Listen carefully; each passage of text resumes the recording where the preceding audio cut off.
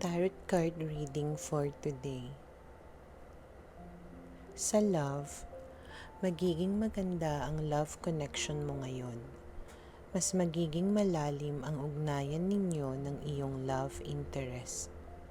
Senyalis ito na may mutual kayo na damdamin. Sa career, may paparating na opportunity sa'yo.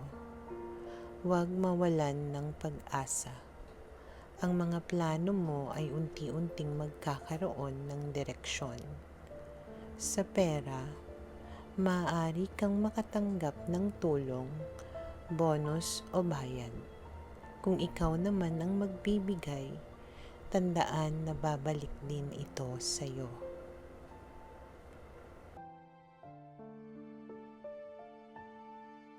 Subscribe for more tarot card readings.